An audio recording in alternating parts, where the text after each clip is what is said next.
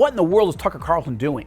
And yes, Tucker Carlson has become the most hostile anti-Israel voice on the American right. Now, he's competing with several others, Kanye West, Candace Owens, but so far, Tucker Carlson has been hostile to Israel, very hostile to Israel, but I would say, even though I totally disagree with him on the points that he's making, the firefight that he had, the debate with Texas conservative Senator Ted Cruz, I thought that Cruz won that debate. I thought that I was grateful that Cruz defended American foreign policy that stands with our allies, like Israel. And I was just continually baffled by where Tucker Carlson is coming from. You can have, let me be clear about this, you can have strong disagreements and criticisms of the Israeli government, of Israeli Prime Minister Benjamin Netanyahu, of the Jewish people in various ways, without hating Israel, right? And so criticism of Israel is legitimate. I don't have to like it. I don't have to agree with it. I can challenge it. I can push back at it, as can anyone. But embracing a neo-Nazi is crossing a line. Okay, so what Tucker Carlson's been doing for the last 2 years, I've been warning about. I first went public with my concerns, my warnings that Tucker Carlson was becoming the most hostile person on the American right towards Israel at the Family Leadership Summit, a conference of about 1,500 evangelical leaders and grassroots activists in Des Moines, Iowa, in the summer of 2024. And it has just gotten much, much worse since then. And I talked about it again when I spoke at the Family Leadership Summit in the summer of 2025. But this past week and a half, 2 weeks, Tucker Carlson has crossed a major line. Can he be pulled back? Can his friends get his attention and say, what are you doing? Criticize Israel, okay. I mean, we don't like it. But we can have a debate over that, a serious debate if you want. But when you embrace, when you try to normalize, when you platform on your podcast, which is and through Twitter, which is one of the biggest platforms of anybody on the American right, when you platform, normalize, embrace, and have a warm, friendly conversation with a Jew-hating, Holocaust-denying neo-Nazi, that is not okay. You've crossed a line. So that's one big development. And I want to show you who this person is that Tucker Carlson is embracing. He's embracing a guy named Nick Fuentes. Now, at the same time, on the same podcast, remember, you have to understand that Tucker Carlson has 16 million plus followers on X, what used to be known as Twitter. He's got like 5 million or so followers, Tucker Carlson does, on YouTube. So this was a huge impact of embracing and platforming a neo-Nazi, a guy who seems to want to be the head of the Hitler Youth in the modern age. So that's a huge problem. But there was another problem, and that is on the same program in which Tucker Carlson is cavorting, chatting happily, easily, without criticizing Nick Fuentes at all for 90 minutes or so. Tucker Carlson's also saying how much he hates and despises is the word he uses. I despise Christian Zionists, he said.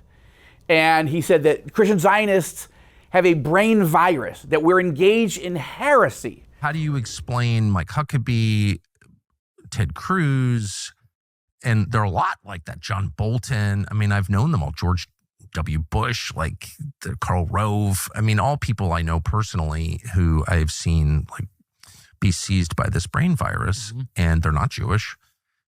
Most of them are self-described Christians, and then the Christian Zionists who are, well, Christian Zionists. Like, what is that? Right. And I could just say for myself, I dislike them more than anybody.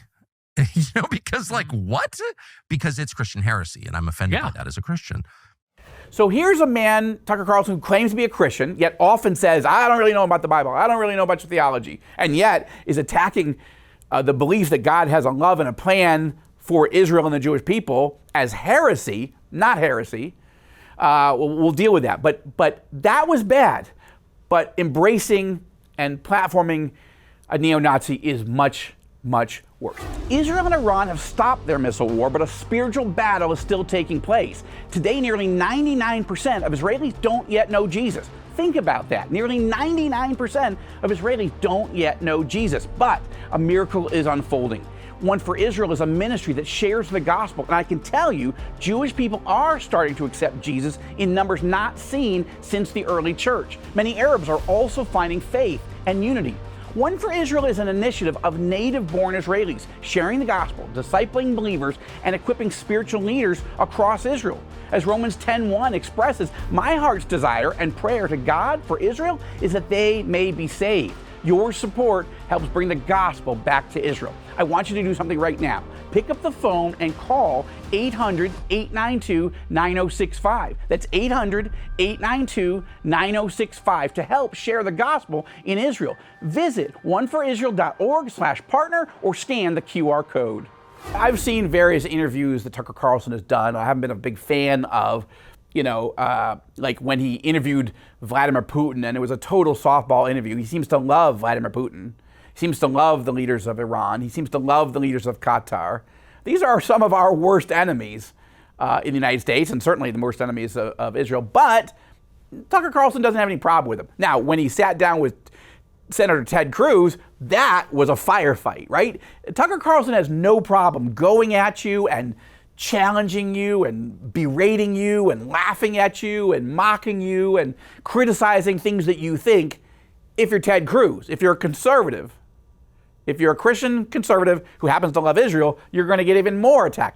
But a neo-Nazi, he doesn't get any attack, doesn't get any criticism. Vladimir Putin, who invades Ukraine and leads to the death of several million people, death and the severe wounding of millions of people, stealing of children, raping of women, killing of Christian priests and pastors, like bombing of churches by the Russians, that doesn't seem to bother Tucker Carlson at all.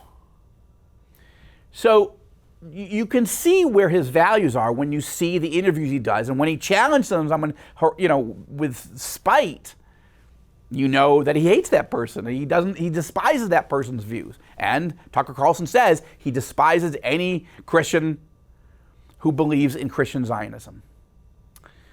He says that Christian Zionism is a brain virus, and he's mocking and blasting people like Ambassador Mike Huckabee, Senator Ted Cruz, and others who are avowed born-again Christians, evangelicals, who believe in a strong U.S.-Israel relationship and believe that the Bible lays out this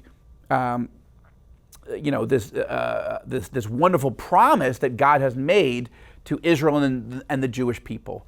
And what we know today is Christian Zionism. It is very sound. It's very biblical. Jesus believed it. The Apostle Paul believed it. Charles Spurgeon believed it. Billy Graham believed it. Dr. James Dobson believed it.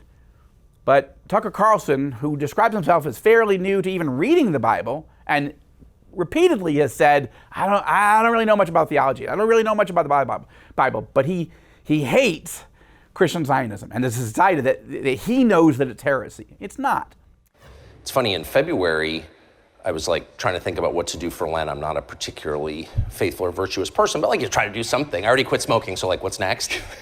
And I thought, well, I'm just going to read the Bible. And no, I'm not going to do a Bible study. I'm a Protestant, so I feel like I have a right to kind of read it myself. And I'm sorry, I feel that way. I've got very strong feelings about all kinds of issues, but it's so important to be open to the possibility that I'm completely wrong. And that what I'm espousing is actually destructive, not constructive. In fact, go back to my show from last week. You can see it on YouTube or at rosenbergreport.tv, where I walk through the 10 reasons, biblical reasons, why Christians should love and bless Israel, as well as loving the Palestinians and others in the region. And I walk through the biblical case very clearly, so I commend that show to you. It's interesting, there's about 150 Christian journalists in town here in Israel this week for what's known as the Christian Media Summit. And that's put on by the government press office here in Israel. And one of the themes that we discussed, I spoke to the group as well, and as a number of other American and Israeli evangelicals did, to walk through what a huge problem Tucker Carlson now poses for the American right. So this is a test now for President Trump, for Vice President Vance, how are they going to handle Tucker Carlson? Because Tucker Carlson, as I did in a column on All Israel News, I mean, it looks like he's descending into madness. It's one thing, as I say, it's one thing to criticize Israel and have various criticisms. Fine, have a debate. Have a debate like Tucker did with Senator Ted Cruz. But when you embrace a lunatic, a sick, anti-Semitic, anti-Jew, anti-Christian, Holocaust denier, neo-Nazi, that you have now entered a dark world that everyone should be distancing themselves from Tucker Carlson. And if you're a friend of Tucker Carlson, go make the case to him privately, publicly, try to bring him back from the dark side, because this is sickening. Every organization is going to have to figure this out, because this is a cancer that is infecting, it's entering the body politic on the American right. It's already metastasizing on the left, and President Trump and Vice President J.D. Vance and Speaker of the House Mike Johnson, they're going to have to deal with this from the top, and they're going to have to deal with it decisively, or this is going to spread like a sickness, like a cancer in the American right.